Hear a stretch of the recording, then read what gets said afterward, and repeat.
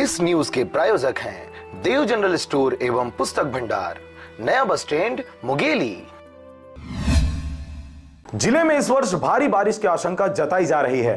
साथ ही पिछले दिनों हुए बारिश से शहर से लेकर खेत खलिहान तक जलमग्न हो गए थे, जिस वजह से मौसम विभाग द्वारा कुछ दिनों पहले जारी किया गया अलर्ट भी सच साबित हुआ है, जिसको देखते हुए मुंगेली जिला प्रशासन ने अपनी कमर कस ली है। जिला कलेक्टर द्वारा प्राकृतिक आपदा से निपटने हेतु संबंधित विभागों की बैठक लेकर तैयारियां पूर्ण कर ली है। साथ ही उनके द्वारा प्राकृतिक आपदा से निपटने के लिए आवश्यक दिशा निर्देश भी जारी किए गए हैं।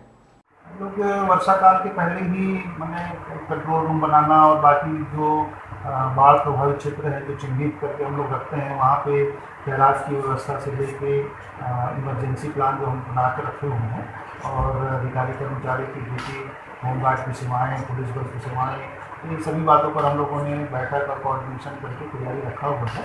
और कोई भी अगर अपनी स्थिति बनती है तो कारगर ढंग से इसका निराकरण। कुछ गांव ऐसे हैं जहां घरों में पानी हो रहा है, नाली और सड़कें न होने की वजह से।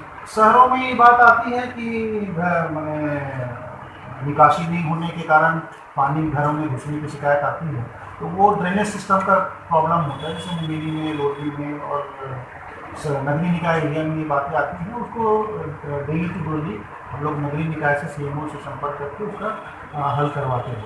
सर, कई गांव में ऐसा पानी घुस रहा है, गांव के लिए किसी तरह की व्यवस्था जहाँ भी ड्रेनेज सिस्टम को डिस्टर्ब कर रहे हैं लोग, अगर उन्हें पानी निकासी के ऊपर मान लीजिए अतिक्रमण करते हैं या इस टाइप का चीज़ करते हैं, तो उसको हम लोग निकलवा रहे हैं ताकि पानी का निकासी बना रहे और कोई जनहानि ना हो, चाहे ग्रामीण क्षेत्र हो या शहरी क्षेत्र हो।